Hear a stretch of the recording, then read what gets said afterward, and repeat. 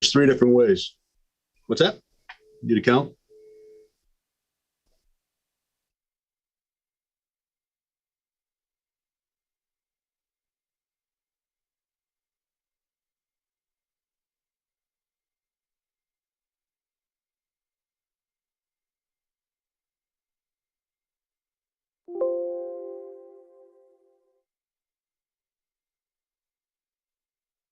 There's three different ways.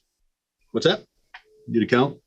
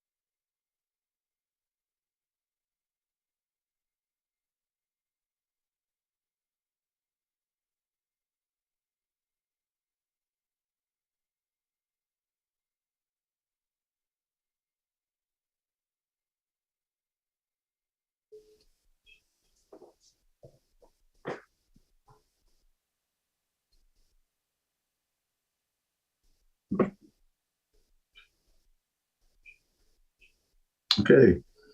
Well, good evening, all. Welcome to the Growth Planning Committee meeting for March 1st, 2022. We will start off with our introductions of members and guests. I'm Dan Saunders. Janet? Hi, I'm Janet Powell. Paul? Paul Hogan. Jim? Thanks, Rick Graham. Warner? Warner Gilliam. Eli? Eli Rubin. Tom? Morgan. And Liz. Hi, Liz Durfee. All right, and on me, I did this crisscross thing around. So, welcome all. Good to see you. Good to see Tom and Liz. See you back here with our meeting. The special night tonight, we're going to review the unveiling of our draft of Volume 1, which is our plan summary. And for that, I will turn it over to Liz. Great. Hi, everyone. I'm going to share my screen and pull up a copy of the draft. So how does that look? Beautiful. All Looks right. good. The size is okay? Yep. Okay. Great. Well, I will just walk through the first few sections of the draft, and Tom is going to take over for the later half of the draft. So without further ado, we have a title page here with acknowledgements with the Growth Planning Committee members, staff, consultants, and we're hoping that we might be able to eventually get a picture of the Growth Planning Committee members to include on this page. We've also added a statement expressing thanks to the residents and other staff and board members who contributed to the plan and participated in public input sessions. We have a map here showing a couple layers that we've looked at before: town-owned land, conservation land, developed land, high-intensity developed land from a national data set, which is shown in yellow, showing you basically where there's more development and roads.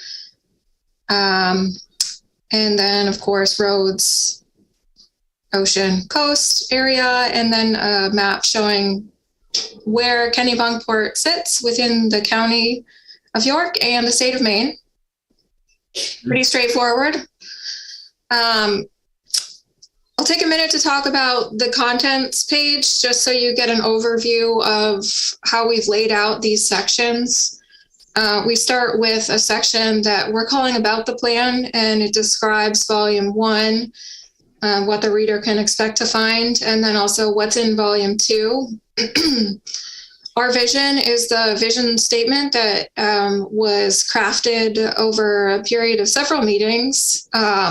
This is sort of the first three paragraphs from that longer vision statement and community character chapter. Next, we talk a little bit about the process of developing the plan and have a graphic that shows the timeline. Have some information about public input, the different types of public input events that were included in the plan update process, and a short summary of the different types of events. The plan summary section is where we have summarized some content and kind of key topics from various sections of the plan into a narrative. We have added a section that we're calling By the Numbers, which has a lot of the information that you saw in the fact sheets, a lot of short snippets of information and facts about that we pulled from the various chapters, which we think provides a good sort of existing conditions snapshot. And then lastly, we're including a section that has a short number of the lengthy list of strategies. And of course, we haven't gone through those strategies and we haven't finalized the list of strategies, or I should say the committee hasn't finalized that list. So we'll have to update this short list once the strategies are finalized.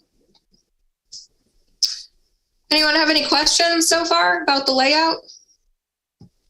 Liz, if I could just jump in, Yep. I just wanted to point out, I don't know if Dan is there, but we do have some people in the attendees, and I think often Dan mentions that we don't use the chat, and if they want to raise their hands, then we can listen to them. That's all. Thanks, Eli. And if I don't see a hand, please interrupt. I'm not really looking at the hand raising at the moment, so feel free to interrupt. If you've looked through the plan, you've noticed there's a lot of great aerials, shots that Tom has taken, other shots that Tom has taken. So we're fortunate that he's a great photographer and has some fun capabilities to take aerial imagery. So we've included some of those images in the plan. Here's the About the Plan section. Volume 1, which this is Volume 1, is a short user-friendly document that summarizes information and key topics that are explored in detail in Volume 2. Volume 1 provides a high-level summary through the lens of 5 themes that reflect the character of the community and the goals of the plan. And those 5 themes are welcoming, responsible steward, resilient, connected, and collaborative. And of course, we're open to discussing those themes further with you, maybe after we review the narrative for each of those sections. Then on the right side of the page, you'll see some information about Volume 2, which is the full comprehensive plan that has an introduction, the vision chapter, vision and community character chapter, 16 planning sector topic chapters, the compilation of goals, policies, and strategies, and then the implementation table, which is under development now. These buttons will be hyperlinks once we know where the chapters will sit, once we have the final chapters for Volume 2 posted. Either maybe they'll continue being posted on the Kennebunkport cp.info website. Maybe the town is going to transfer information. That's something that we'll have to discuss with you. But once we have that destination, these will be buttons that you can click on. There's also a few other buttons throughout the document. For example, if you want to go to the welcoming section, you can click here and it will take you right to that theme. Liz, I thought this page was great. Really easy Beautiful. to understand. Great. And That was Graphically, it's gorgeous, and it just is it's so user friendly. I mean, it's just you can figure it out pretty quickly what's going on. It's very nice. That's great. That's Yeah. great.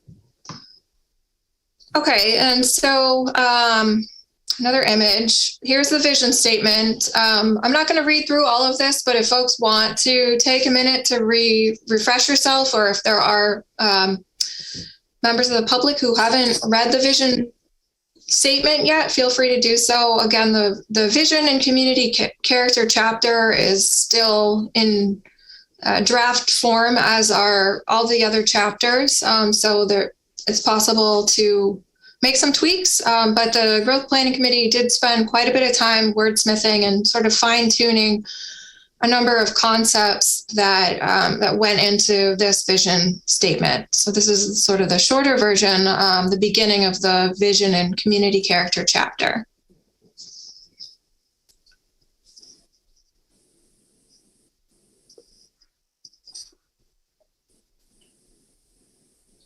And I'll keep going unless folks want some more time to read through that statement. Okay. No, go ahead. Yep, Okay. that's good. Here's a nice shot of Dock Square. I love this photo. You'll see later on we have another photo that's not quite as pretty looking. It was during a rain event with the water level was significantly higher than in this image here.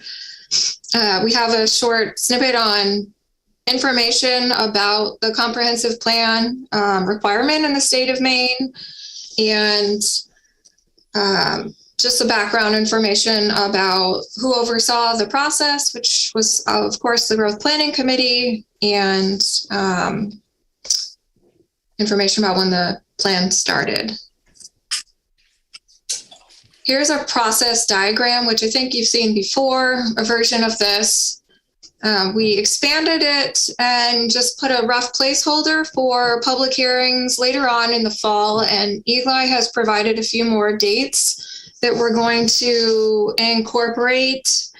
June 9th, there'll be a public meeting to discuss finalizing the plan, a review of a final plan.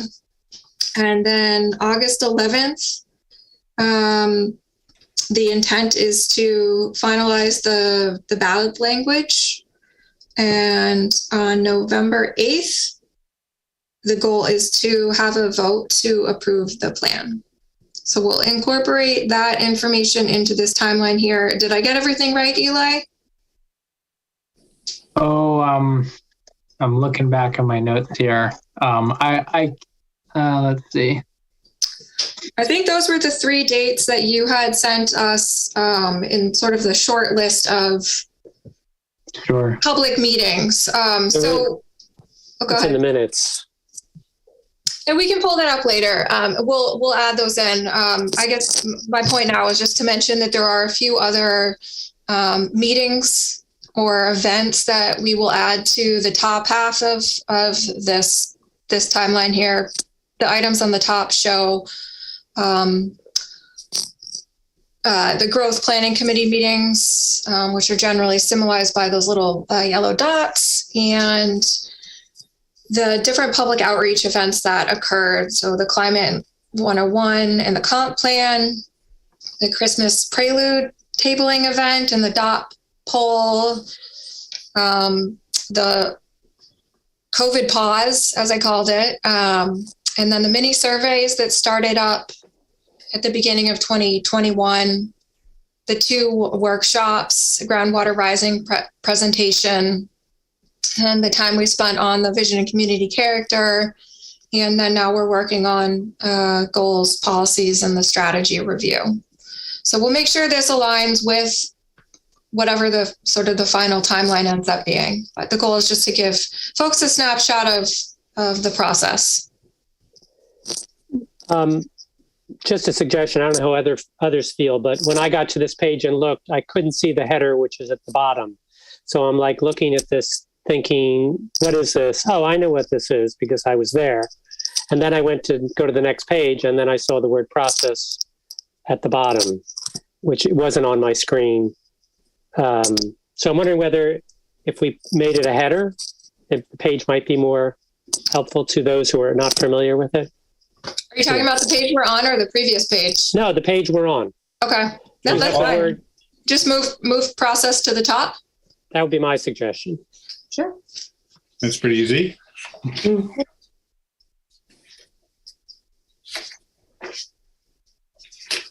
All right. Thank you. Any other comments or questions on this page? All right. The next page shows one of the images from the public input workshop that we held over the summer at Nonantum. And the yellow text, larger letters, signifies the number of different events we had. So, of course, we'll have to update the number of public growth planning committee meetings. There were 2 different tabling events, 2 climate presentations, 2 different workshops, 5 mini surveys, and 1 website. This is the primary ways that the project team communicated with the public and sought public input. The background of this page shows some text that was pulled from the input we received during the summer public workshop, the strengths and opportunities and weaknesses and threats information that we collected from everyone. So if you actually read through all of the text in the background, you can see some of the actual input that was received. And of course, if folks are interested in looking more deeply into the public input, there is an appendix to volume 2 that has everything we received. So you can search for and find what you're looking for by event. Any questions or comments here?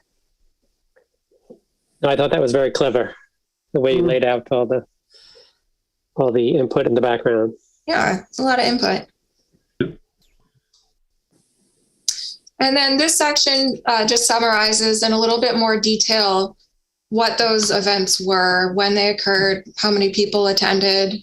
And this information is also included in the public input summary documentation in volume 2. Could we do a hyperlink for like public input workshop, link that to the appendix? Because Yep. I think be helpful to people. Yep. Absolutely, yeah. Yep. I'll add that to the page. That's a good idea.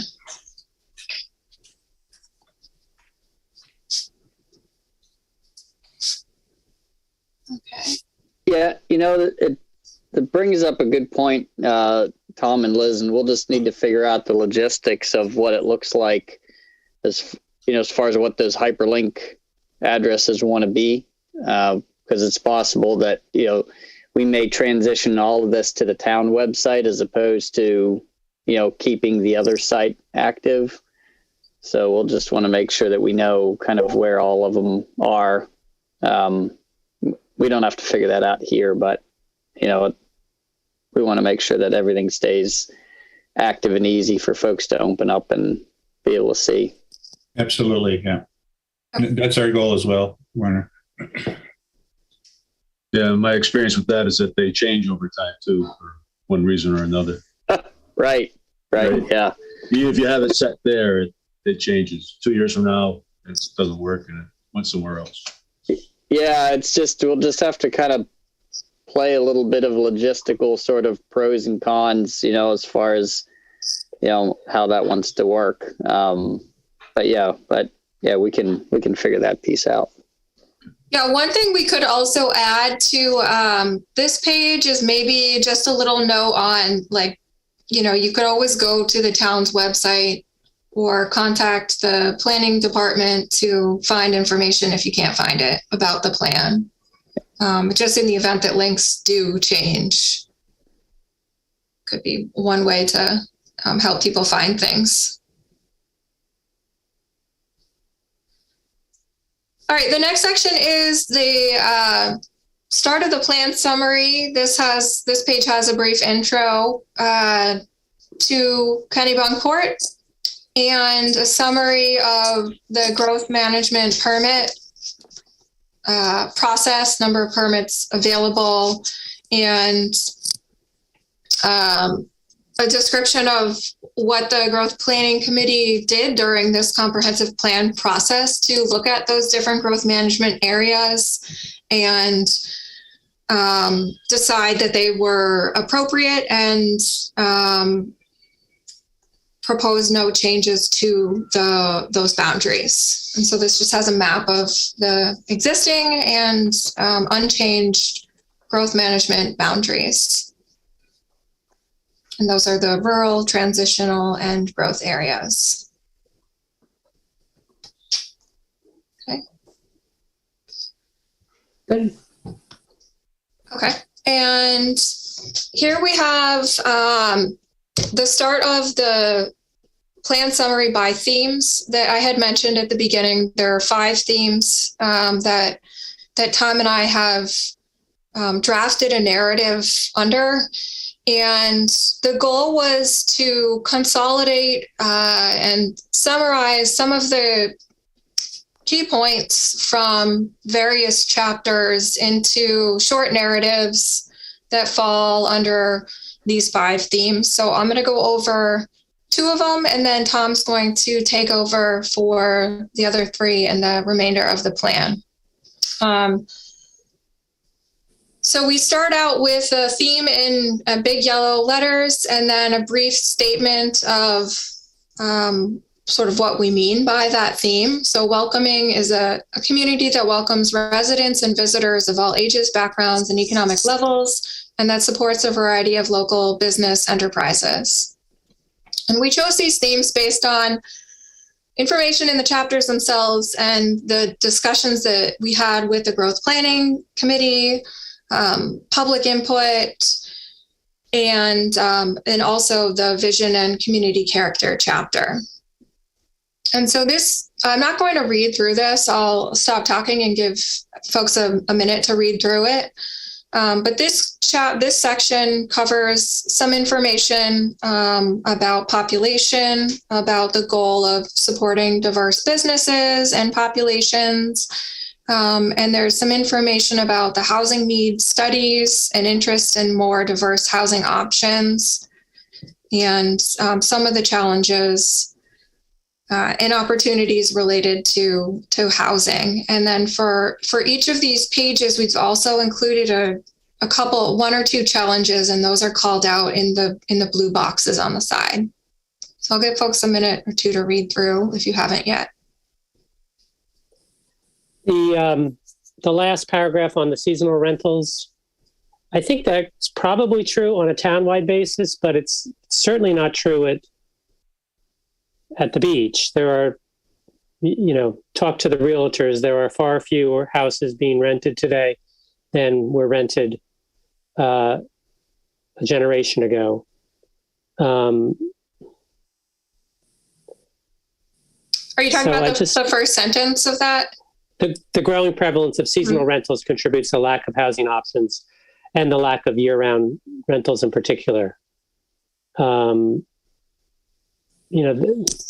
just is a trend going in the other direction at the beach as houses have been bought and fixed up and people don't need to rent them. They put tons of money into them and they don't seem to be renting them. I know a few of the realtors and they all agree, but these are the ones who handle it. I think it's probably true elsewhere in town where there weren't seasonal rentals years ago and there are now, spread throughout town. Eli would be the expert on this. I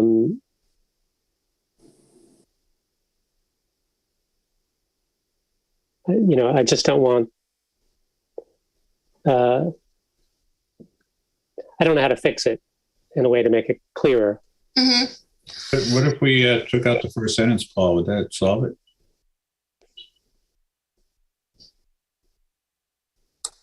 Well, we could say something like, something about seasonal rentals throughout town contributes to a lack of housing options. Something to get that notion, which I think would be true. Or maybe you'd say in most of the town. That would give you a way not to include it. Goose Rocks. Well, there were traditional renting areas, seasonal areas, and now that's kind of spread to the rest of the town because of supply and demand. You can get a rental. If you have a house, you can rent it anywhere in town, which wasn't true 20 years ago. Who would rent on, on Goose Rocks Road? It just wasn't done. I guess I would be curious what other folks on the committee thinks. I feel like we've heard this sentiment throughout the process of developing the plan. And I guess we want to make sure we have the information accurate, regardless of, what we end up writing here. So what do other folks think? I think it's a general statement. I mean, I think that's what you're trying to convey here is that generally speaking within town, this is the case. But it doesn't change, the fact of what Paul points out that, there's a decrease in, the number of seasonal rentals, at the beach itself. I don't know if you included the term, year-round housing options, if that changes the thought on it at all, where a good bit of the beach is seasonal or is seasonally occupied and has been historically. I don't know if that changes that. And there used to be a fair amount of winter rentals out there from UNE, but then UNE built dormitories, and Biddeford redeveloped, and so now it's just there aren't students anymore in the winter, which wasn't the case 25 years ago. There were always a bunch. So that's interesting change too.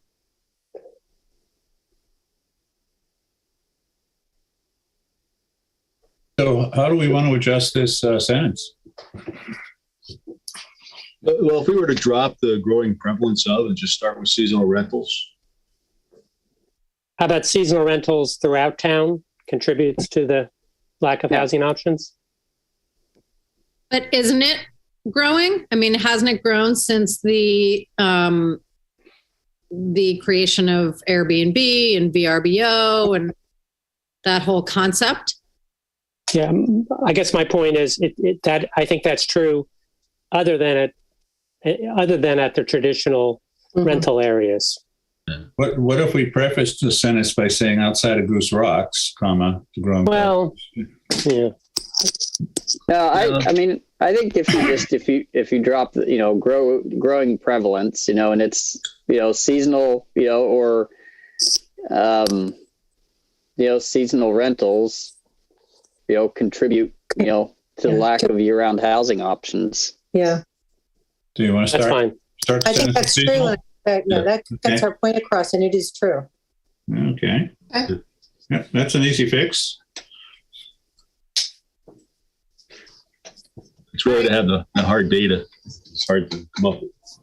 Right? Yeah, and I think that's what's tricky with some of this stuff, and we talked about that, where it's those things that we kind of sort of anecdotally know, but the hard data collection isn't necessarily there to be able to point to the trends of it. But okay, thanks. I think that's one of those sentences that we'll know what it means, because we spent so much time looking at it. I suspect most folks would probably gloss over that, but maybe not. But okay. I think the second sentence explains it further too, because it mentions that there are many houses that are owned by people who spend summer here but are not here the rest of the year. So it explains why there are fewer places to rent, although houses seem like they would be rentable. So there's extra explanation in that next sentence, I think. I don't know. Is there anything that you think is missing from a discussion of how Kennebunkport is welcoming or strives to be welcoming that you'd like to see in this section?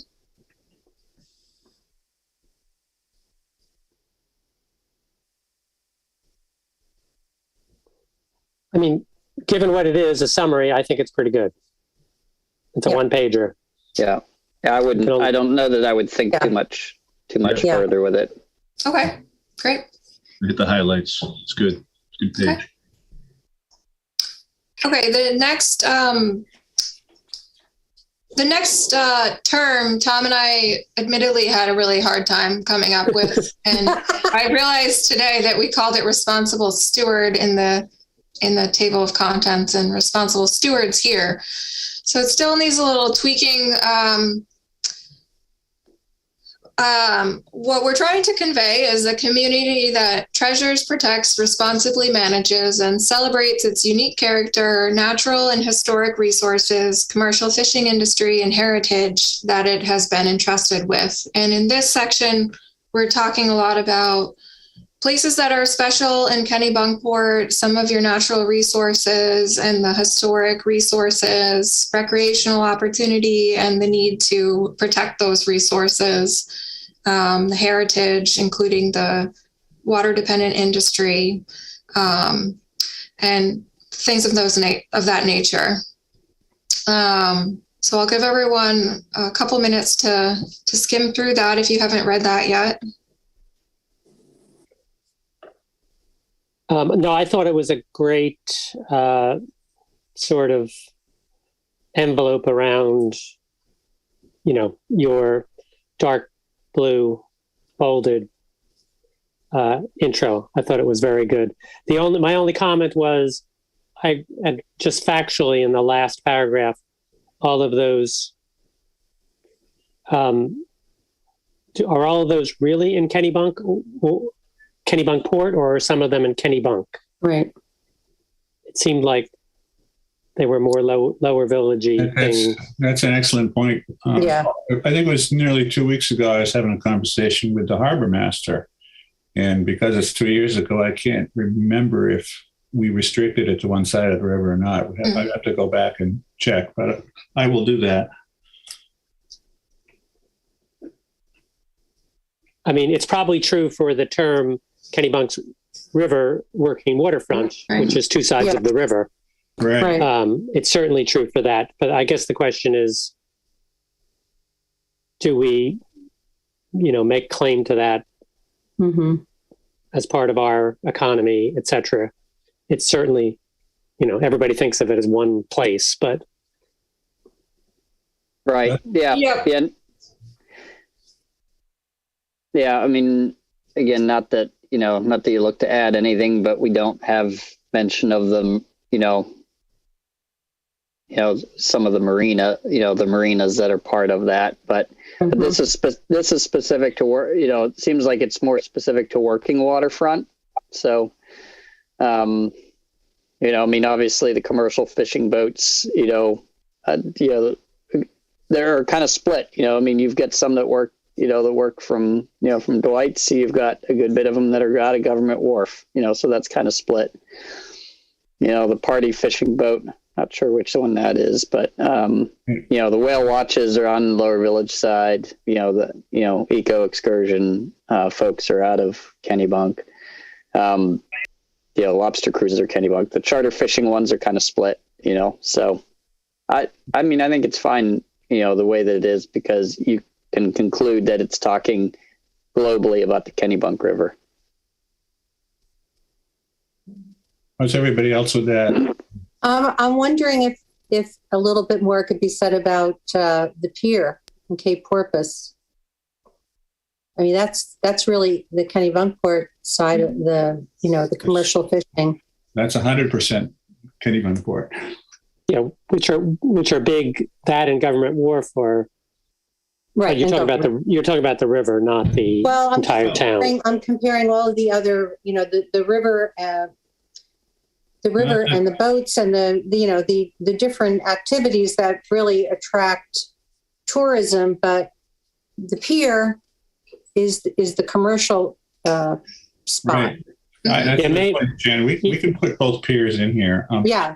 I was just going to bring us back to the top, the word steward. I think it's not a sexy term, but I think it's a really good concept. And it's the idea of passing these valuable resources from one generation to the next. So, the focus here is on the working waterfront, the commercial industry that's been here for nearly 400 years. So at least that was my intent here, was to focus on something that's part of the heritage and not like, a 20th century phenomenon. But maybe a better reflection of that working waterfront would not limit it to Kennebunk River, and to sort of try to encapsulate all of the commercial activity going out of the two piers. Yes, absolutely. No, I agree with that. Yeah. Mm-hmm. And maybe can we possibly not be quite so specific, since it is just a summary of what is on Kennebunk River? We could do that too. We could take instead of listing, there's 2 this, there's 2 that. Yeah, because next year there might be 3. Right. I think it'd be good to put in government wharf specifically. Yeah, I agree. Yes. Yeah. And the pier and the wharf. Yeah. Name those. Yeah, those are serious investments by the town and are going to be continuing to be, and there's a big commitment to that. Exactly. And exactly. And we need to continue to keep that commitment. 20, 30 years from now, we have to do more investments, if not sooner. Great. I think those are great improvements. Any other thoughts before we go to the next theme? Yeah. First sentence, and people contribute to sense of place. Is it worth either quotation mark sense of place, or the sense of place, or a sense of place? If you put the article with the letter A, to a sense of place, I think. I think it goes both ways, but maybe that's what you're hearing in your mind. Yeah. You're a sense of place. That's an easy get. Everyone, that's easy. Sure.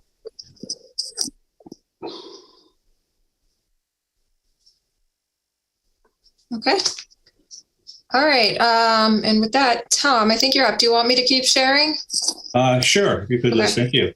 Yeah. So resilient, and I'll do the same as Liz. I'll give you a quick rundown on what's here, and then give you a couple minutes to read it and digest it, and then we can talk about the, maybe some improvements to make here.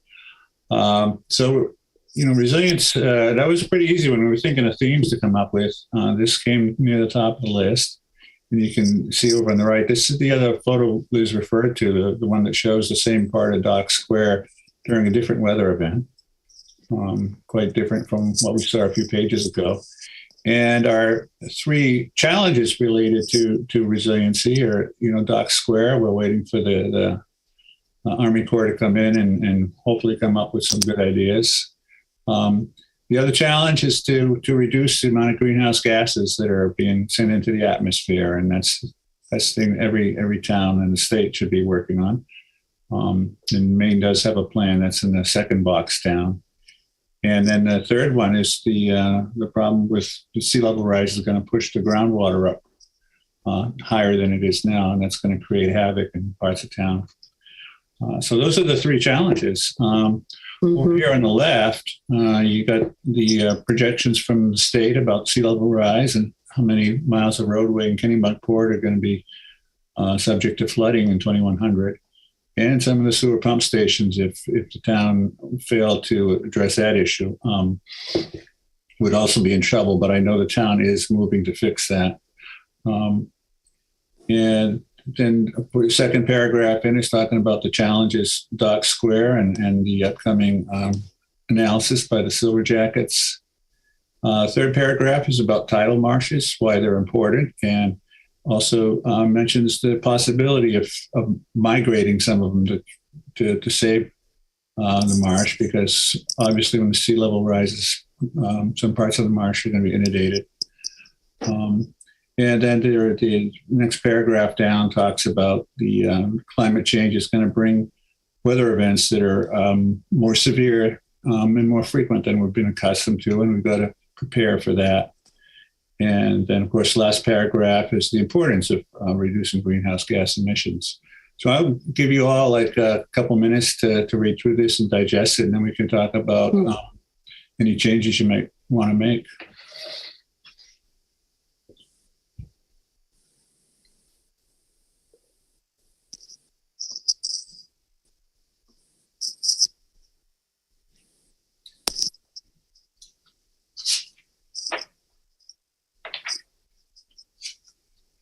Tom, I've done my homework and I have no comments. That's a good comment. Tom, I have just a little grammatical addition on the first picture of on the right side under challenge. Dock Square is located in or is in one of the lowest lying villages. It's not one of the lowest lying villages, but So how do we want to we just want to add Dock Square is in one of the low. Isn't that what you meant? Yes. Okay, I got it. Yeah. Okay. Okay. Glad we somebody on top of grammar here would be in trouble if we didn't have somebody volunteering for that mission. That's her job.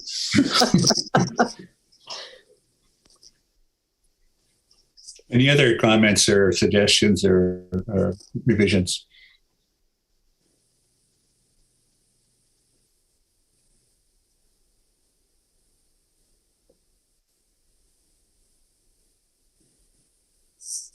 No.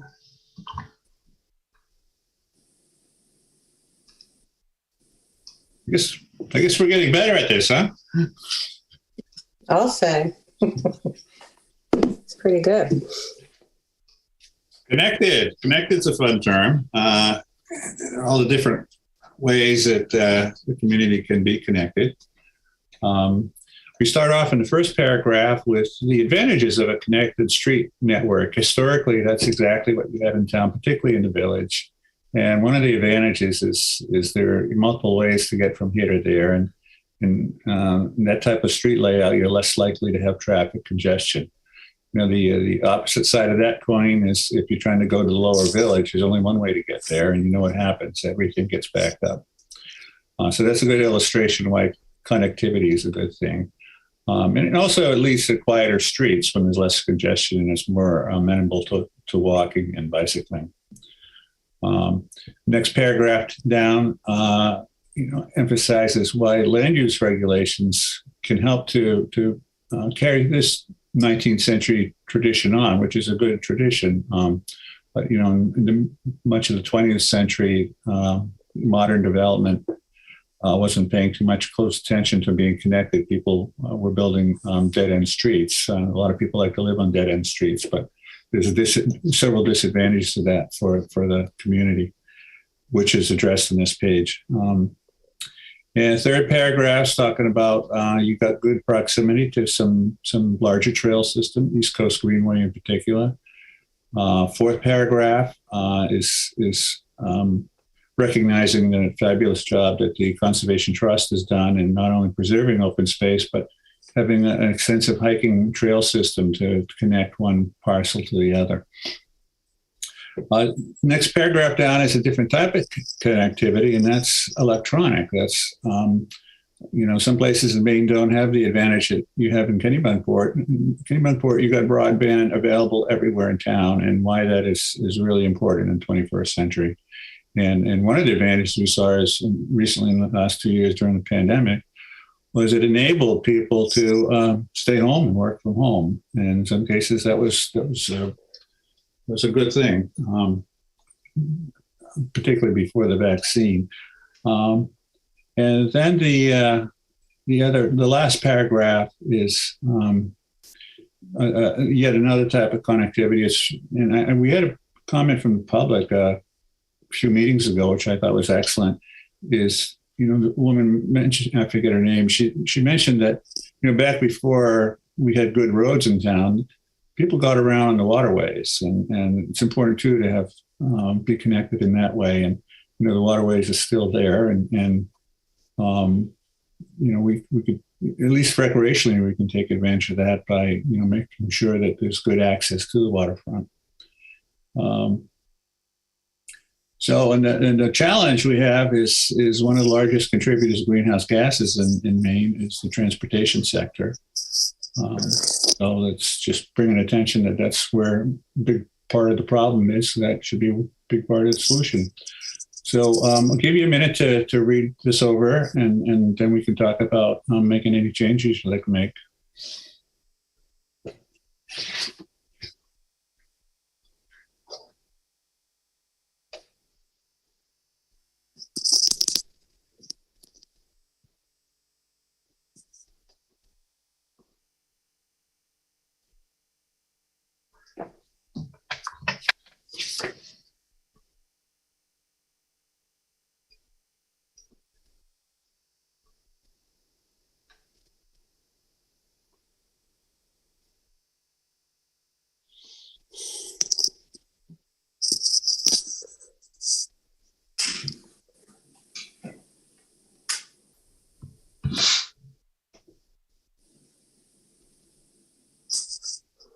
I don't have any changes, Tom.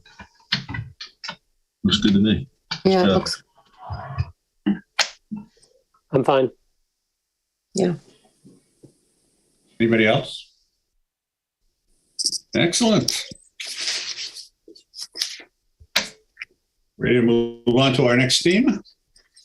Sure. Collaborative. When we did the regional coordination chapter, the plan, it's surprising me. I think it surprised some of you folks too, just how many different ways Kennebunkport is plugged into the region. All different ways the town cooperates with other communities in the region. So that thought is a good part of this page here, this theme of collaborative. And it starts to list some of the different ways that the town is collaborating with other communities to address problems that are otherwise would have been challenging to solve by yourselves, without working together. Second paragraph addresses the public safety arena in all the different ways the town cooperates. You got the regional tactical team, and of course, mutual aid. Mutual aid is with the police, fire, and ambulance. During the pandemic, Kennebunkport initiated something unusual. Because they're a small department, they realized they would be more susceptible to staff shortages because of COVID. And so the chief reached out and got a cooperative agreement with nearby police agencies to, as a contingency plan in case that happened, they would help each other. And the third paragraph down talks about where your public water supply comes from. There's several different places in the region, all of it outside of town bounds. Next paragraph down talks about the other collaborative approaches: education, solid waste, recycling, and occasionally the disposal of household hazardous waste. And you do save money for the most part when you work collaboratively with other communities. Next paragraph down is natural resource protection. You have a long history of working cooperative with the town of Kennebunkport on the river.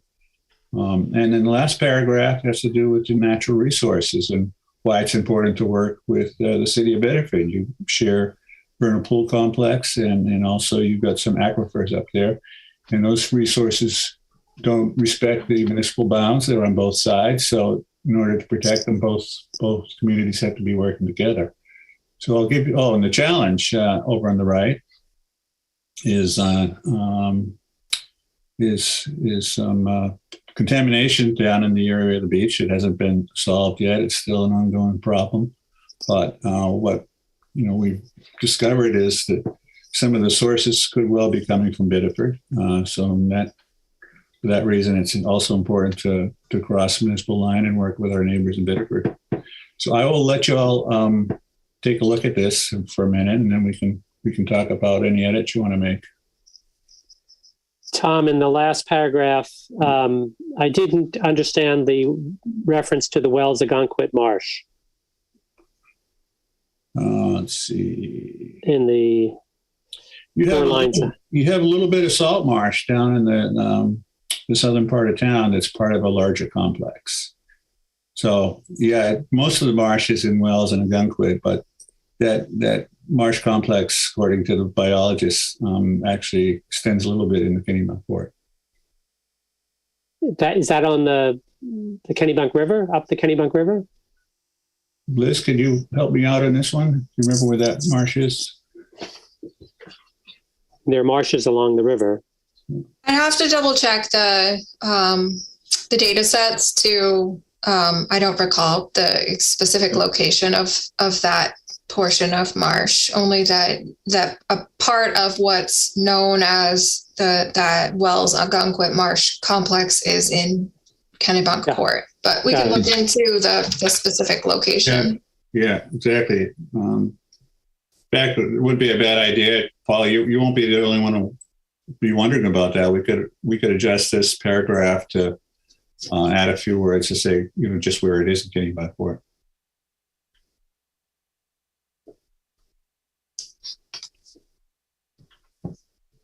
Yeah. Natural resources chapter was a long time ago.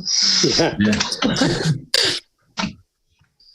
Yeah, I mean, even if you just said in there that Wells Gunquit salt marsh that spans into Kennebunkport or some reaches into Kennebunkport. Right. Yeah. Right. That's good. Right. So it doesn't look like a typo. But I suspect what you've got is you've got a data set that is that joins a significant area of salt marsh habitat that is pretty extensive. But yeah, we'll double check we got that right, and then we'll clarify, because I'm quite sure that you guys won't be the only ones who ask that question. What are they talking about? Oops. And is the marsh area on the border between the two towns, Biddeford and Kennebunkport? There's no significance to that one. Along the Little River, goes all the way up. We share the Little River, right. And there's pretty extensive marshland. I don't know for sure, Paul. That's but we'll look into that, make sure we got this right. Yeah, I wouldn't say that any salt marsh is insignificant. Where the information that is captured here is reflecting the ecological data sets and how these areas are categorized by state and other entities. So I wouldn't necessarily say that if we don't identify a marsh here that it's not significant. Right, and we have other marshes in town too, of course. Yeah, right. I think all marshes are important. The theme here, though, is the resources that straddle the municipal boundaries. So right. I think that's a good point, Paul. I will look into that, because we might add a few words about. Oh, and by the way, the marsh up by the Little River is on extent. We have marsh on both sides of the Little River.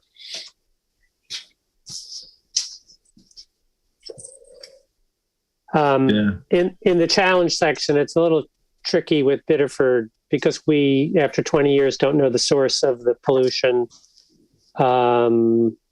It may be that something is necessary with Biddeford. It could be that it's not Biddeford. The pollution coming from the main part of the Little River is much less significant than the part that comes from sort of wraps back into Kennebunk behind Goose Rocks Beach. So maybe just using the word may require a joint effort instead of will. Yes. Okay. May. because we're not at that conclusion. That's a good one. That's an easy fix too. Any other comments or suggestions on this page?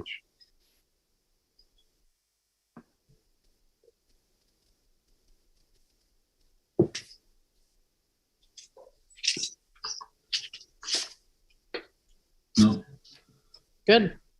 no, looks good. Excellent. That's what I like to hear. Okay. Now, Kennebunk by the numbers, what Liz and I observed at the event last summer at the Momentum was our fact sheets turned out to have pretty positive response from the attendees.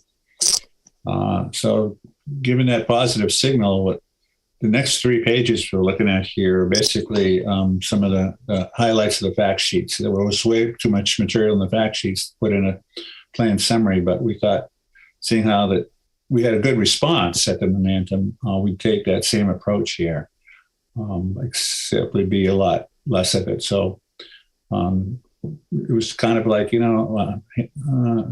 our personal preference is what we thought were the highlights of the fact sheets.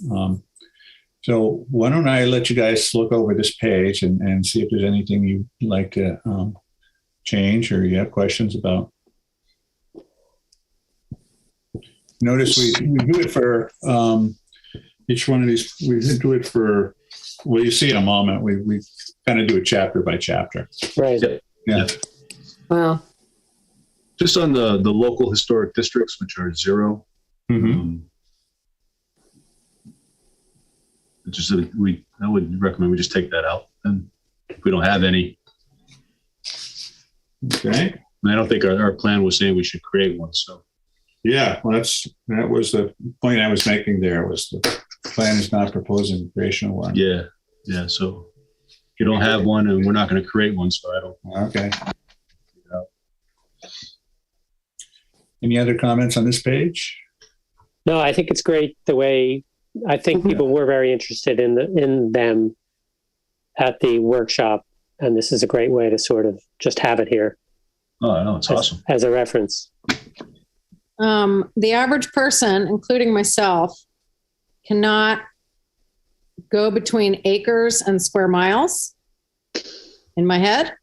So can you put, like when you say 21 total land area in square miles, can you put in parentheses however many acres that is? Because then down below, when you start saying 60% of the area forested land cover, but then 542 acres of land owned by the town. All right. I don't know what that is in relation to the total. That's an easy fix. That's a good point. On the first line, where it says total land area in square miles, why don't we put in parentheses X number of acres? Right. Yeah. Right. That's good. Good suggestion.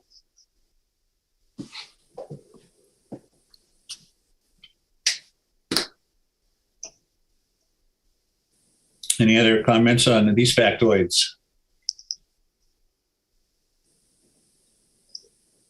Okay, ready for another set of... Yeah, quick question. 7% total land area that is developed. Does that mean the actual footprint of the building, or a building i.e. house, whatever, on the lot? That includes your driveway and the swimming pool in the backyard and everything. Not the actual 3 acre. No, it's not a building footprint. No. Okay. What it shows is what that is it's from a fairly large data set. So it's approximate, and it shows, where's that map? It shows this yellow area. So that's a developed land from a data set, national data set that uses a variety of sources to identify primarily impervious surfaces and development. And so it doesn't include a exact building footprint, but for areas that are more developed, you can see in this area near Dock Square, there's a lot more yellow. So it's not only roads, and it's not exact, that's for sure. Yeah. It's just a rough estimate. Yeah, if you look at Goose Rocks, you can see it's your side yard as well, right to the neighbor's side yard. Mm-hmm.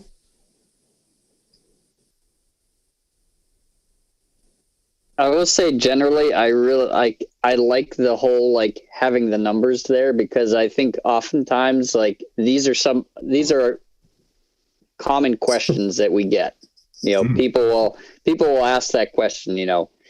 How many dwelling units do we have? How many this? How many that? And so It's all there. it's nice to have something to be like, yep. Like if you're not looking for like, real time, exact what it is right now data, but to give somebody a general sense, I think this is, this is going to be a great resource to. It's going to save you time, Werner. You're going to tell these people, go look at the comp plan. Go look at the comp plan. Have you read the comp plan? Yep. Let me direct you to the conference. All right. This page, it says 4 different chapters. Liz and I were talking about, which one of these is still current, because remember, we pulled it off the fact sheets from last summer. So we're going to be looking at these, make sure they're up to date. And, demographics and housing are 2 areas where we might have to revise some of these figures. We'll double check, though. But there's a lot of information on this page, so I'll give you a minute to read it, then we can talk about any questions or changes. Liz, just a quick question on the 860 acres in the current use program. I look at the next one, 707 acres in tree. So am I to conclude that 860 minus 707 is the one parcel in working waterfront current use program, or there are others? There are other types in the current use. There's also open space. Sorry, I'm not seeing the land use. I'm sorry, number 4, page before. Oh, okay. Sorry. Current use program. Yeah. So right. So there is the open space program. Yeah. Yeah. You've got the 3. You've got tree growth. Most are in tree growth. Right. Then open space would be the second one, and then working waterfront. We could put the number of acres and parcels, if that might make it more clear, that participate in tree growth, or add in open space also, just so those numbers are a little bit more comparable. I think like the take-home message originally in the fact sheets and in the chapter was that most of the land that's in the current use program is in tree growth, and there's only one parcel that's participating in the waterfront current use program. But we could definitely tweak either the add in the number of parcels that are participating in the program, or add in some information about open space also, so it's kind of clear. Yeah, I mean, if you could, go ahead, Werner. Sorry. I think the only point there is just to make sure that the numbers work. So if it's like, if you've got a total acreage, it's total acreage, then X number of acres is tree growth, X number is open space, X number is waterfront. And then so that it adds up to the 860. Mm-hmm. Now, do you think it's more important to know the acreage or the number of participants? I mean, I think where I would probably do the acreage. Yeah, me too. But okay. All right. Because you could have one parcel that's 100 acres in tree growth, and it'll sound like a really small number of parcels. So I think the acreage is probably a better representation. Yeah. Yep. Okay. That way you can compare apples to apples. Right. Yeah, I think that originally I was thinking that there's only one property owner taking advantage of the working waterfront current use program. And so that's sort of significant. You know, you could have potentially have more people that are taking advantage of that. But I will change, we'll add in the acres for waterfront and open space. And then it'll make more sense. We probably don't even need the total. Okay. Demographics, housing, water resources, natural resources. Any changes you'd like to make here?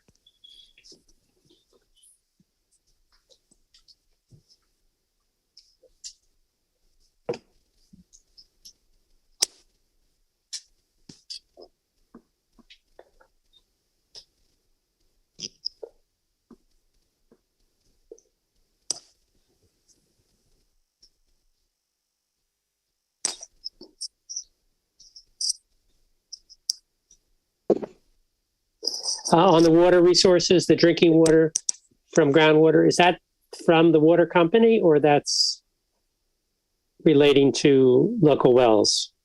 Which line are we looking at, Paul? Water resources. Third line. Third line is in Maine, 60% in Maine. of the drinking water supply is from groundwater as opposed to surface water. I missed the in Maine. That's fine. Okay.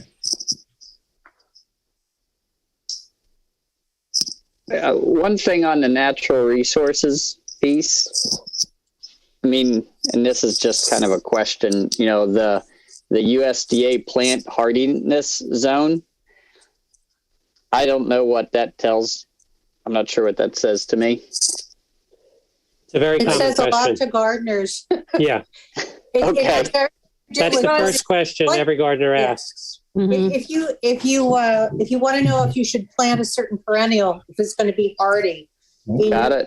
your weather and where you live, then you look at the zone and it will tell you. And it's a regional geographic number. Werner, That's just I think- the weather. Yeah. It's Werner, It's I think- also changing with climate change. Yeah. Yeah, Maine. Yeah, we didn't used to be 5B. no. Werner, I think Yeah. you just revealed that you need to pick up your game with gardening. I'm not a gardener. Yeah, I can tell you Well, that. that just Talking became all. evident. Right? Yeah. Are there confirmed rare species, people, animals, plants? I'm kind of kidding. No, that's plant life. Is that what that is? Plants and animals. Yeah, plants and animals. Oh, Yeah. okay. Why don't we say that, Liz? Because other people might ask the same question. Mhm.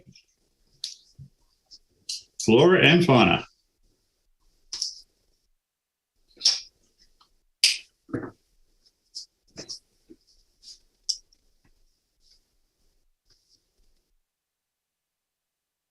Any other observations on this page?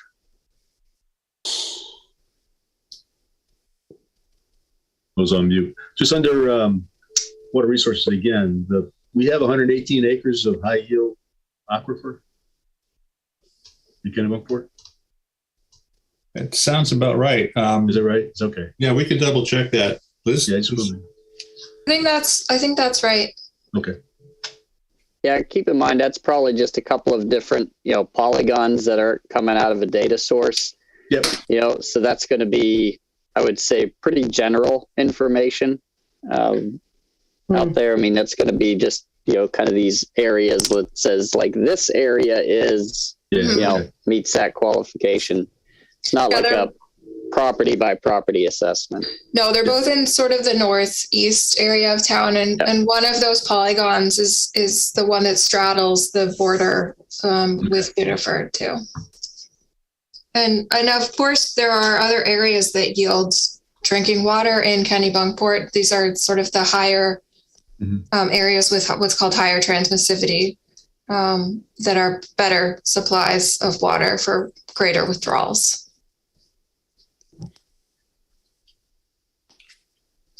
Okay, if there are no more comments on this page, we're going to move on to the next 4 chapters. Marine resources, energy, economy, and transportation. We'll give you a minute to read these over, and then we can talk about it.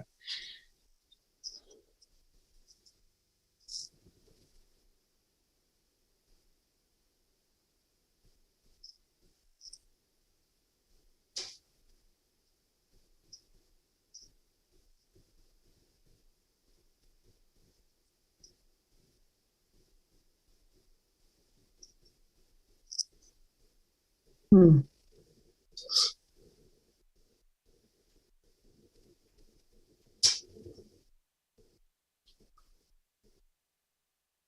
I think under energy, 3 average annual, I would think it's more like 10. Power outage. It just seems that way.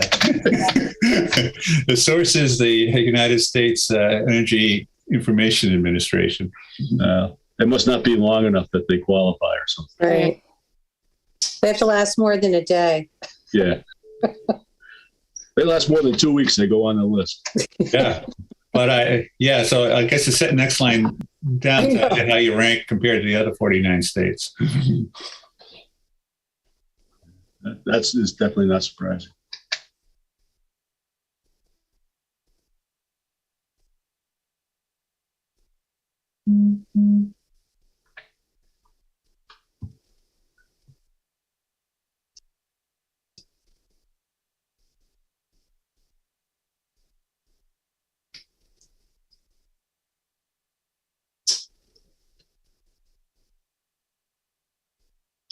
So it's second lowest Maine ranks in U.S. electricity use per capita. So we use that much. We're number. Because we don't We're use not air using- conditioning. Yeah, that's true. Although And you the would power, think, and the power goes out, so you can't. I think that's surprising. Good. Okay. Yeah, if we fix your power outage problem, maybe you'd go up higher in the rankings. Yeah. I'm up very to 5 smart or something. marketing. Tom, is the megawatt solar farm number something that's fluid that's going to, I guess? Well, that was a back and forth between Liz and myself. Oh, okay. And then I'm gonna. Who's winning? I don't remember. But the 5 is my number, and that's just from personal experience with a solar farm that I studied at great length because I was part of the Okay. process. So I was learning all about solar farms with that one. Okay. And in New Hampshire is not friendly towards solar farms, and the best way to scoot under the radar of state regulations is to have it 1 megawatt or less. Oh, interesting. But then they found out it was too small to pay the connection fee to the grid. So, yeah, New Hampshire Very tricky. ranks number 6 in the New England states in terms of accommodating solar. Wow. So you weren't supposed to see that red text. I'm sorry. I shouldn't have said that. So kind of on my same comment with the first page. On the under transportation, we have 0 park and rides and 0 designated scenic byways. It's not something, we don't have them, and we're not proposing to have any. So you mean just leave that out? Yeah, I'm thinking just leave it out. I think it's good that under economy section, we got 0 for a number of EV fast chargers because we are talking about that. Right. Right. Okay, we can take those two. I mean, Everybody they have else. there's a park and ride we know in Biddeford, but it's just they're not one here in the middle of town. Right. Doesn't make sense. Yeah. Right. Yeah, and the information is included in, Right. there are items that the state wants to see you look at in the chapter itself. So if people want to get into the details, they can see, they can read about it in the chapter. There you go. Yeah. So The lack it's going to thereof. serve the need of the state, but it doesn't need to be in this graphic, Yeah. I guess. Yeah. Right. Okay. I have to head out. Yeah, good Good luck. luck. Thank you. Yeah, so good luck with your whatever comes next. Thank you. Not pretty, but luckily I married a orthopedic surgeon. But hopefully he won't Good be thinking. open. He'll probably give you a good price. Yeah. You got your insurance with you? Get a second opinion.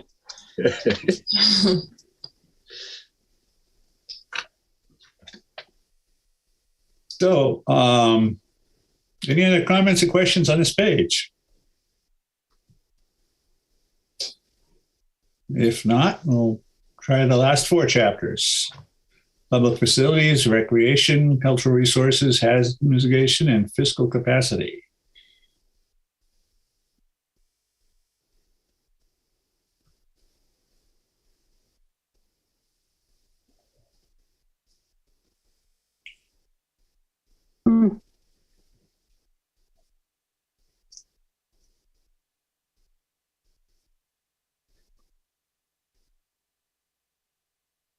Yeah, we're down to one ladder truck. But you're working with, again, it's collaboration. Isn't there a potential for getting one with? Ladder 4 is no longer in service. I just read that. Yeah. Okay, we can fix that. When did that happen, Dan? Oh, sometime middle of last year. Okay.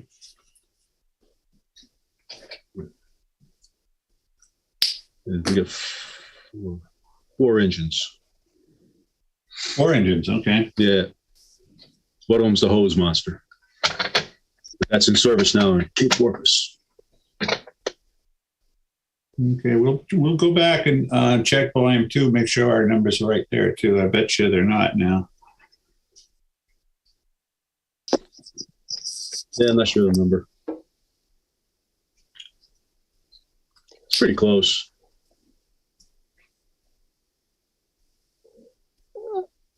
The parcel numbers in hazard mitigation, the parcel number, that's based upon the 2000, what is it, we're 19, 17? That's the most current FEMA map? Yep. I believe that's the preliminary. That would be the prelim. Yep. Yeah. Should I add that detail in? Well, I guess, it's a good question. Do we want to do an analysis on the current regulatory map, or do we want to use the preliminary maps? Well, the chapter has both information about both. And eventually the preliminary one will be the one that's in play. Yeah. Yeah. Yeah. I mean, there's going to be some tweaks to it, before it's all said and done, but, it's not going to appreciably change that number significantly as far as, properties that are affected by, velocity zones. Yeah. The elevations are going to change to some degree, but we didn't see any appreciable change in zone designations. Yeah. But I think here I would probably note that it's, as identified in the, in the prelims. Okay, good point. In terms of the number, I think the point isn't to get the number precise, but rather to convey that, wow, that's a lot of parcels. Yeah. I would probably say that it's parcels that are affected by a velocity zone. Mm-hmm. Because what's not true is that we don't have that many buildings that are in velocity zones.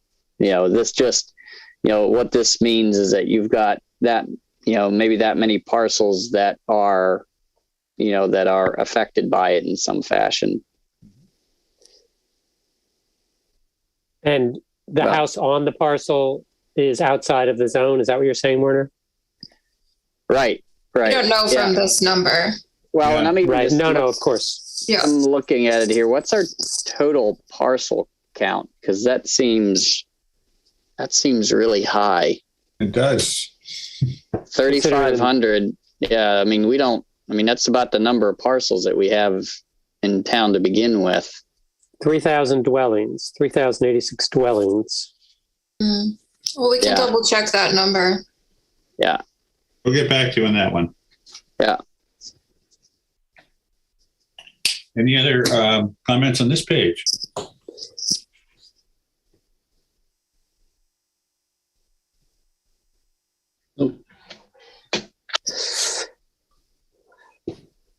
Okay, hearing none.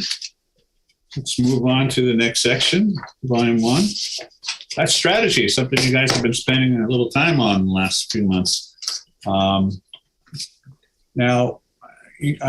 Liz and I are, of course, we're well aware that you're partway through the strategies, maybe a little more than halfway. And so we were kind of speculating some here. We wanted to balance it out by theme, obviously, and make it kind of a list that gives a good snapshot of some of the more compelling strategies. I think I remember a few meetings ago you used the term, it was a baseball analogy, and it's escaping me right now, but you're going to end up with lists of about 200 or so strategies, or maybe a little more, a little less, but we don't want to put that many in our plan summary because it would take up too much space.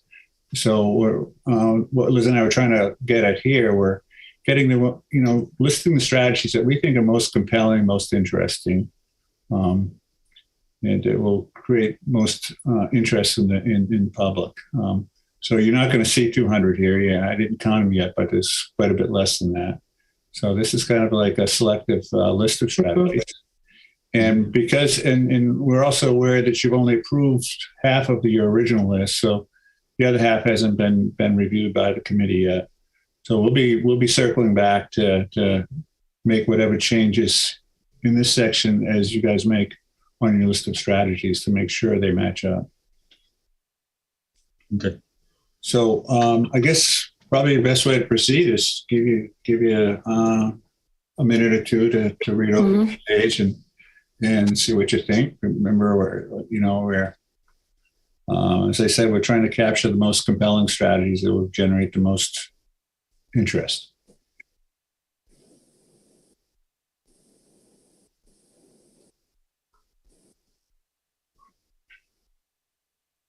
So everyone here is either is in a draft, and you just pulled them together under these themes. Yeah, we just went through the list of 200, and yeah, we organized them by theme, but we put in far less than 200.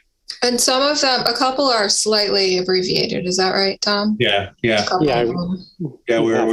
trying to be succinct here because that's we've already proved in volume 2 that we can make a lot of words. We're trying to do something that's even harder and communicate with less words here. And I think we'll definitely be looking to the committee to provide guidance and input on which strategies you want to see in this section. Yeah.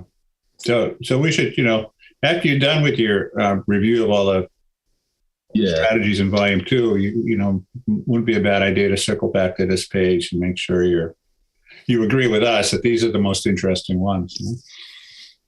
Right. And like you've got a hand raised in the attendee. Okay. Oh, yeah, we do. We have Nina. Dave, can you promote Nina? Can you hear me? Yep. Okay. Well, I've gone through your volume 1 and only little parts of your volume 2, so I can't say that I know it very well. And first, I really want to congratulate you guys on the tremendous amount of work you've done, because this is really amazing. And the images are beautiful too. So it's a really nice piece of work. And I think every town resident should appreciate it. There are some issues that I'm thinking about that I don't know if they're even going to be issues for you and the way you're directed to put together a town plan. I don't want to go into many picky little things, but I've been there for some of your surveys. I've participated a little bit, not a whole lot, and I've sat in on the nice presentation you had on water rising. I forget its exact name. And I find 2 overall issues really bother me about the plan. and maybe the town needs to think about it too. And if you look at all the surveys, you list all the things that people had. There's a big wish list there. But my thoughts are you cannot please all of the people all of the time. Input from the citizens is always important. But you're really charged with looking ahead and putting together a plan for the best future of Kennebunkport. And some of those ideas presented may not be feasible for Kennebunkport and cannot be reasonably accommodated and really aren't in the best interest of Kennebunkport. And I think you need to think about that. I know you've received a letter from one of the residents in my area, my district, a little historic district of Lock, Oak, and West Streets, about the fact that there was some reference there to putting food trucks in a public parking lot that's on North Street. And believe me, that would end up in court if you tried to do that, if the town actually made that a priority. I think that was put in there by mistake, according to Werner. But it brings up a more important point. And what do we want for Kennebunkport? And I see two things of real high priority. And the first one is keeping a sense of community and not putting in things that are going to divide people. And to me, the things that will divide people are things that would cause congestion and traffic and aren't really needed in a small town like Kennebunkport. For example, farm stands. They're nice. We don't really need them. Again, food trucks, things like that. I think there was a reference in the comprehensive plan to backyard chickens. I've been president of the Northeast Agricultural Society. I raised chickens for years and ducks and pheasants. And I drove one neighbor to sell his house and move somewhere else because of my chickens. I'm sure of it. There's nothing like a rooster crowing all day long to drive someone batty. So, you have to consider there are some residential standards you need to think about. One of the that I was looking at as I started to make a list of was this very high priority list. And if there were a couple of things that I would put on high priority, it's that sense of community, things that keep a sense of community. And one of them is something that could go in place this year with no problem. And I'll probably bring this to the Board of Selectmen as well. That's community gardens. We have an 84-acre plot of land that no one's doing anything with yet, that they're planning for. But in the meanwhile, it takes about an acre to make 20, 25 good little plots for people to garden with. We don't have a community center where people can really meet. But after 2 years of sitting in your house with the pandemic, not being able to go and mingle with people, the chance to be able to get out, especially for older people, the chance to be able to get out and have a little garden plot during the growing season is an awfully nice thing and a really important thing because people talk to each other when they have garden plots. I know I've been a part of one when I was a student in Indiana, and I got to know a lot of people that way. It's one of the things you can do to bring about that sense of community. The other thing that concerns me and that we're losing a sense of community is that we're not looking at the education of people who are moving in, education of newcomers to understand what's in the best interests of Kennebunkport.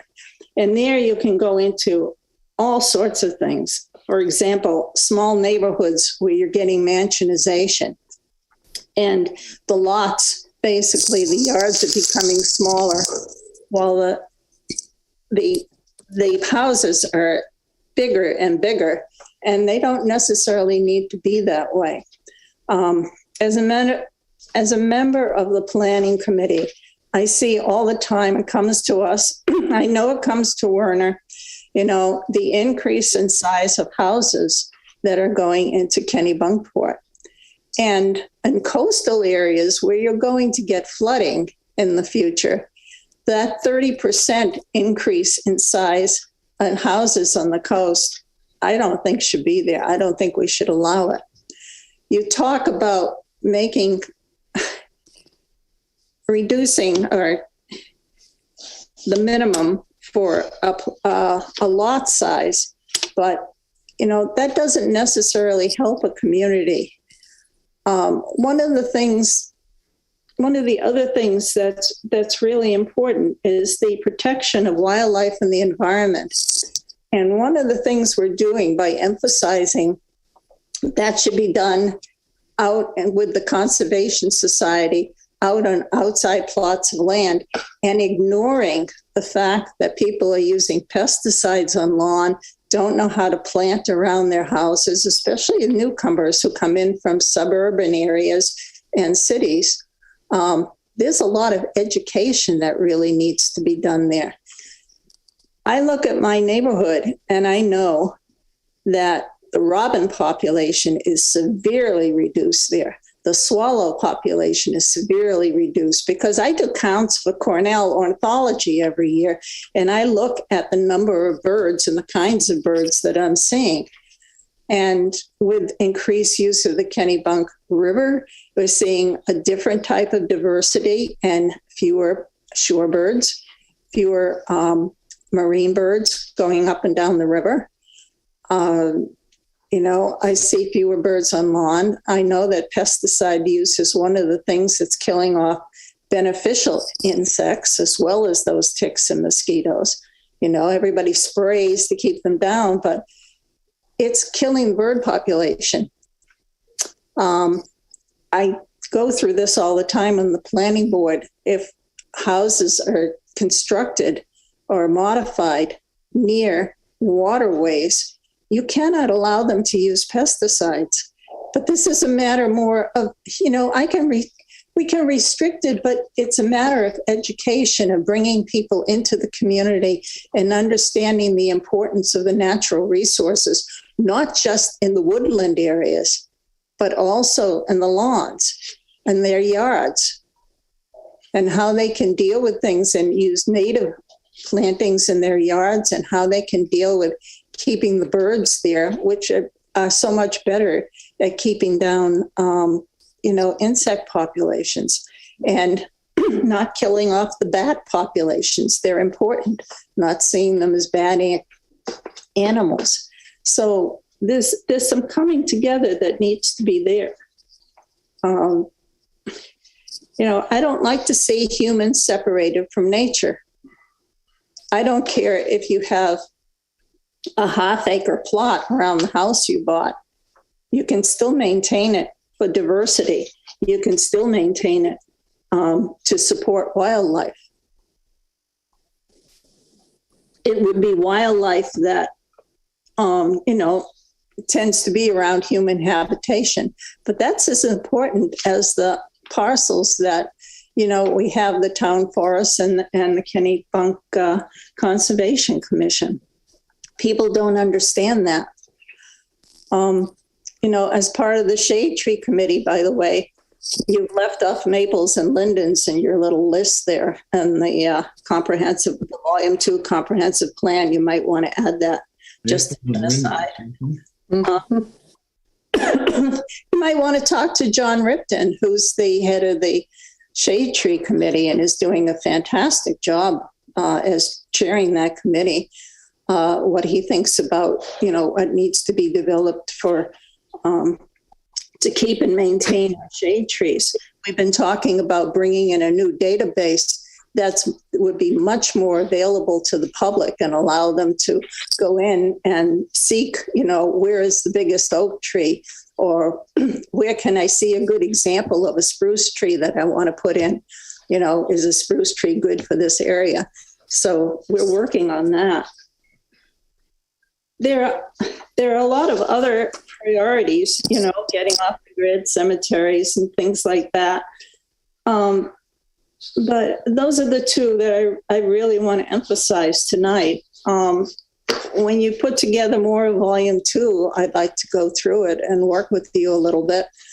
I think there's some, it's not just for you, but I think the town needs to look through the Board of Selectmen and needs to look at some land use ordinance changes to make sure that we maintain, a good residential community where everybody can interact well and maintains the nature that we have around us, which is really important.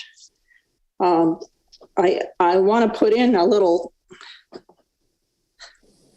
what do you say, blurb from my neighborhood there, which has had to fight, the encroachment, the would-be encroachment of the business district up into it. That's the area around North Street, Locke, West, and Oak Street. That is a very historic neighborhood. The 2 oldest houses in Kennebunkport are in that neighborhood. I know because they belonged to my husband's family at one time. His ancestors are buried in a graveyard in the property of one of those houses. It's a quiet little neighborhood. And the problem is that with more and more tourists and more encroachment, well, not encroachment, but more traffic from the parking lot and so forth, that's at the fire station, that North Street now backs up during the summer past Locke Street. I mean, it's hard to get in and out of that neighborhood. And so anything that you recommend going into that parking lot is going to be fought, I can tell you right there.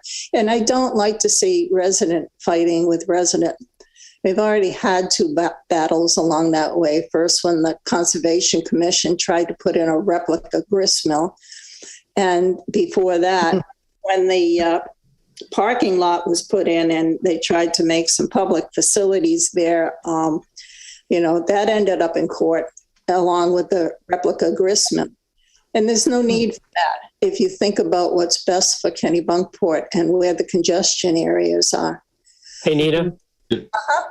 Nita, this is Paul Hogan.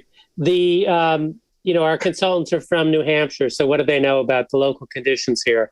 And I say that tongue in cheek, of course. But the food truck suggestion there was just, sort of a look at available spaces, and it should not have been in the draft because we did discuss it, and everybody agreed on the committee that we did not want any congestion that was already an overly congested, particularly seasonally, and the last thing we would. I hope that was communicated back to the letter writer. If it wasn't, that was certainly the intent and the consensus of everybody on the committee. Yeah, I understand that, Paul. So I would hope we wouldn't, we all know that and appreciate that. And there's no one on the board who wants to do anything in that direction. On your suggestion on the community garden, I do think that's a good suggestion, and we probably should include that in the appropriate section. Helene at Blackrock Farm just offered up her property for that purpose. So if you want to pursue that, she just posted on Facebook apparently that they're no longer going to be using those wonderful organic soils that they've developed for many years, and it's available, and she's looking for just that kind of activity there. Well, I think that's a really nice way to bring residents together. I agree. Especially after people have been stuck in their houses and masked and everything, and getting them outside. So in your spare time, if you want a project, Nina, I got one for you. What spare time? I'm on 2 committees and I still work, and I got a daughter that moved back home. I get up in the morning and I go to bed at 10 at 11 at night, and that's it. I mean, it's just flat out all day. But the 2 priorities I really wanted to emphasize there that we should be emphasizing in the comprehensive plan and elsewhere is, keeping a good sense of community and keeping residents working with each other, not fighting each other. And I use that food truck as just an example, but a farmer's market would do the same thing, basically. And but Nina, I would say that in the right place, though, they could bring the community together, right? There are some community members who would love to meet together at a food truck and just have lunch. And others that would like to meet at the farmer's market. So it's really kind of finding that right place so that we don't impact others. I can understand the farmer's market if you find the right place for it. Food trucks, no. When you look at where food trucks are, they're along Route 1 in commercial areas. They're not in a little town, a small area with streets that are only 2-lane in Kennebunkport. If you found a place that was way out along near Route 1 and you could find enough parking, maybe. But it isn't really necessary for Kennebunkport. The suggestion did come from a discussion about how do we build community, and some comments from some members of the board, including myself, that lamented that we couldn't go out to restaurants anymore in town with our neighbors or friends because they were so overcrowded. And one solution that, I forget who suggested was, what if you had picnic tables and food trucks for locals? And that's how that suggestion came up. Yeah. Okay. Yeah. So I'll just add to that. So I advocated for the American Legion. They serve the community and they're always looking for opportunities to continue to be self-reliant and maintain where they are in our community. So, I personally advocated, and made the suggestion that, maybe having a food truck that would service the locals and even seasonal people, and, allowing them to have the picnic tables there. And they obviously have a big parking lot there. So, that was one of the, I think that's I don't know if there's other areas that we talked about, but that was the one that we kind of talked about. So, just use that as an example if you're wondering how that would work. And like Dan said, like after pandemic, that's where I see myself at a farmer's market. Everybody's different. Everybody has different values. I see myself at meeting people at a food truck or a farmer's market, and some people have green thumbs and would rather do it. So it's a variety, and how do you please everybody with what we're really suggesting? Well, you just have to have it in a place where it's easily accessible and you have enough room, and you won't basically cause traffic congestion. Of course, right. Of course. And that gets down into the details where an ordinance may be changed or needed. Right. So this was more the high level of, is this something that we should allow in town? And that's where that went. The point I was trying to make is, don't suggest things and locations that start to the location piece was a mistake. Resident fighting against resident. The location was a mistake. It sure was. Well, it was a mistake that was put in, and it's not in there now for all those who are listening. That's not the purpose of it. It's not going to be on North Street. The other piece in that, which I think is important, is we talked about the education. We've got a number of our strategies are dealing with education of property owners. And I looked through quickly to see if we included pesticides. I know we talked about it, but we'll make sure that gets included as part of the education. Well, the other thing is, part of education can be when you have a walk. We have a tree walk that includes significant trees in town. If you made a tree walk that had both buildings and trees, you could educate people along the way about how important those trees are and how beautiful they make those historic buildings look, and why they're important in terms of shade and protecting from heat and from wind and from cold, and what they do to the water table as well. Yeah, we've got that as a strategy, so we'll give that one to you, Nina. Yeah, and by the way, in terms of coastal flooding and so forth, just as a suggestion, all this planning to try to keep back the ocean or try to deal with the buildings as coastal flooding comes in, you're missing a great opportunity, basically, in making Kennebunkport eventually the Venice of New England. You could have boat traffic in and out of the streets instead of car traffic. That would reduce pollution, you know. There you go. Sailboats, kayaks, canoes. Right. Oh, you know, we're waiting to see what the Army Corps says about Dock Square. Yeah. Yeah. Perfect opportunity. Appreciate your comments, Nina. Okay. Thank you.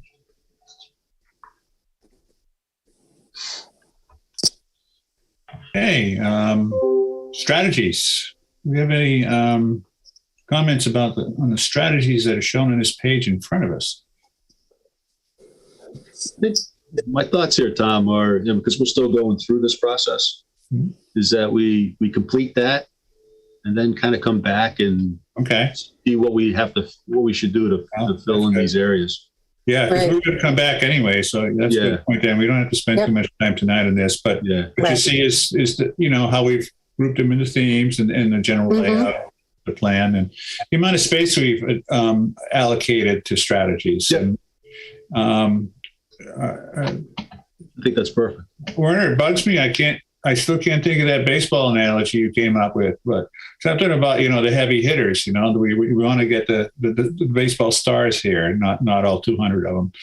Right. Sure. Yeah. No, I mean, I don't remember it either, but, I think it's a valid point, that this is, this isn't everything, these are the highlights, and I think, if the committee wants to, take a look at, the rest of these and, and just come back with a, here's what the top 10 for each category, should be, something like that, I also, just in terms of looking at these, I think it's probably important to focus on the ones that are, when we start thinking about implementation, are ones that are maybe, assigned to, town committees or town specific groups, as opposed to like I know we had some that we said, hey, this would be great if the Chamber of Commerce, did this, as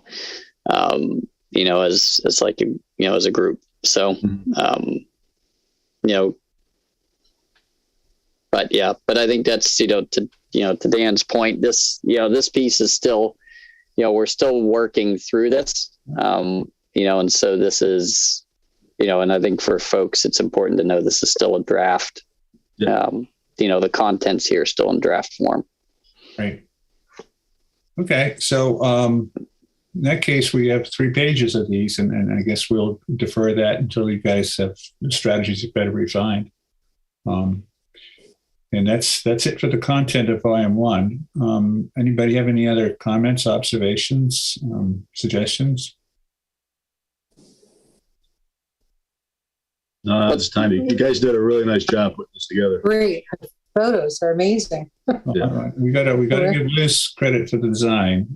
She's basically the primary author of volume 1, but more importantly, she designed Beautiful. it. And I'm telling she did a great job. Yeah, this is what we were looking for. Wouldn't say primary author. Yeah. You are the 100% author. designer, though. The designer. You designed it.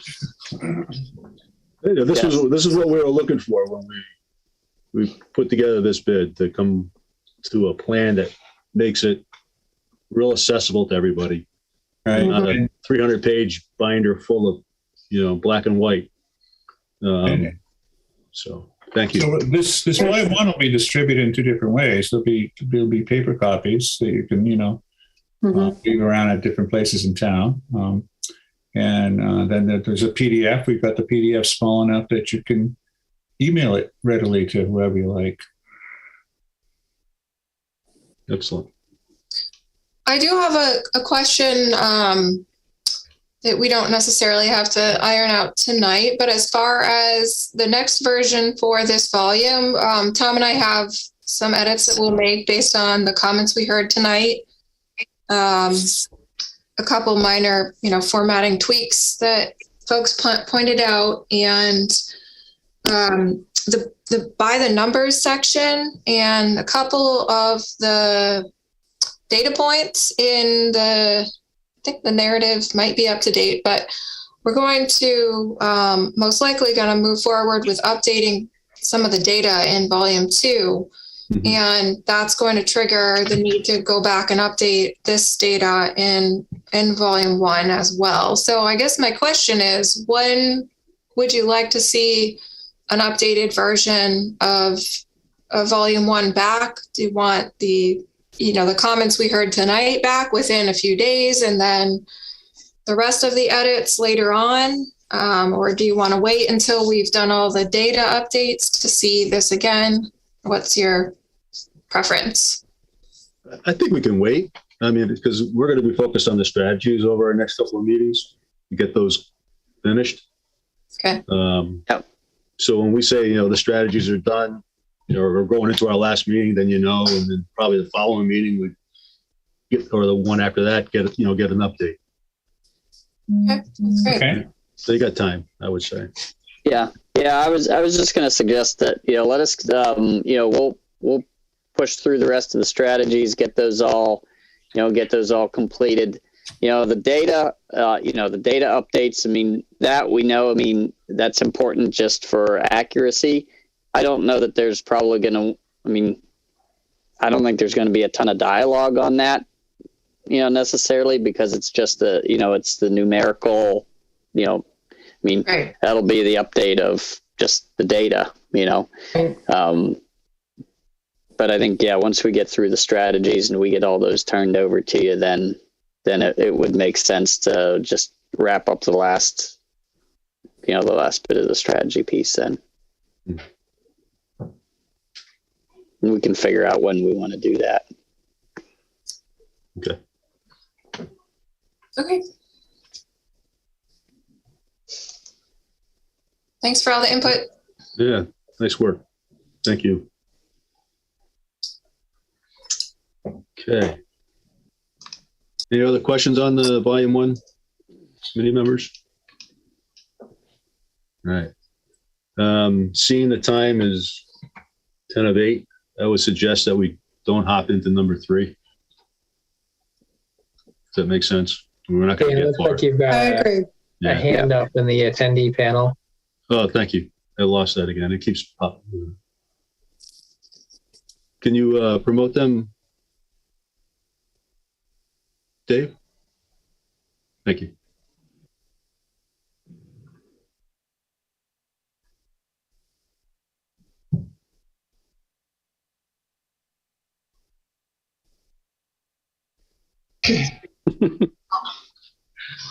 This is Robin Phillips. I don't know why it says owner.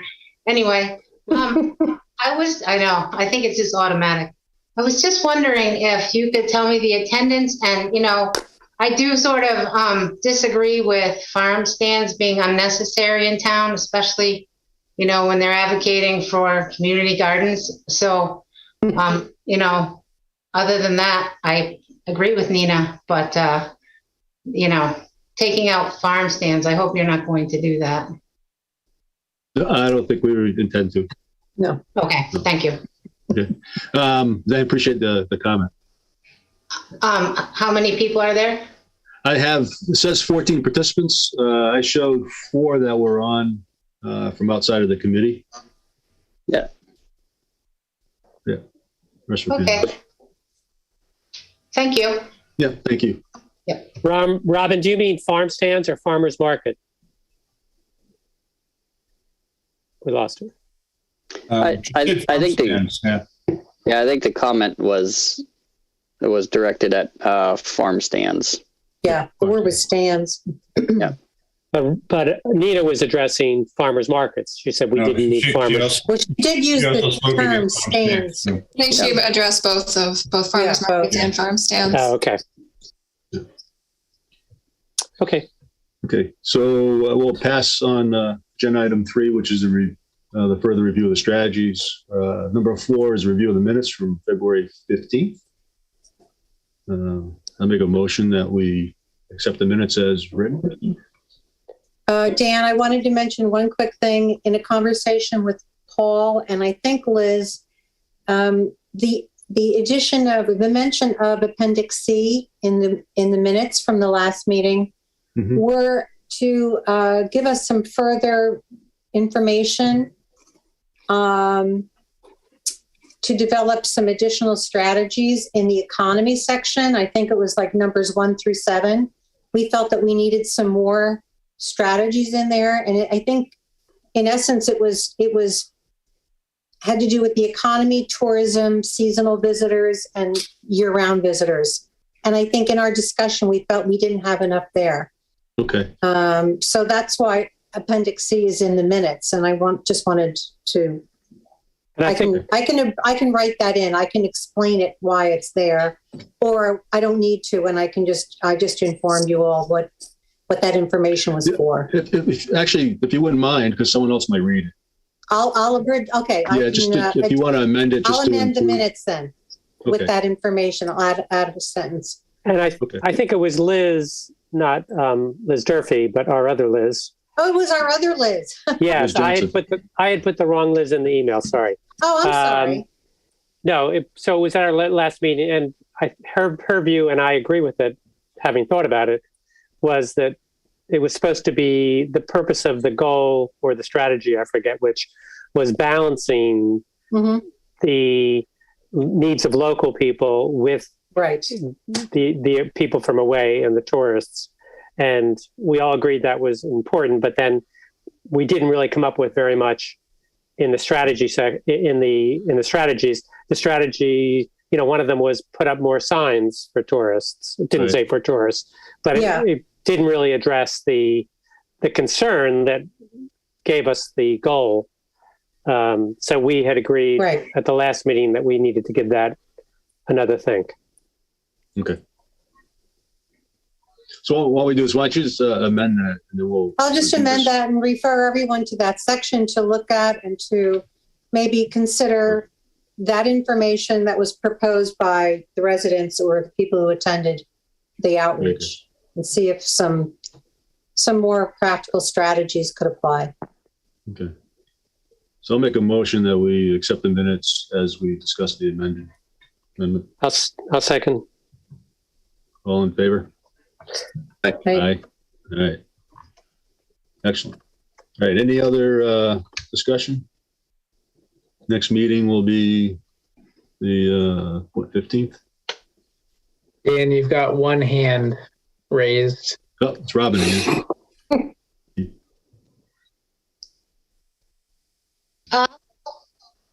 I'm sorry, I got cut off. Paul, she said farm stands. Okay. Good. That's all. She said they were cute, but we don't need them. So I don't know. Okay. We'll find a spot.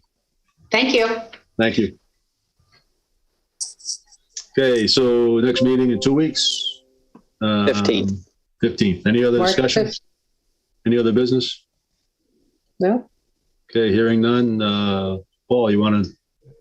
I'll make a motion in the absence of Mr. Fitzgerald that we adjourn. All right. I'll second it. All in favor? Aye. Aye. Have a good week, all. Night, everybody. Night. Yep. Thanks, Good night. Liz and Tom.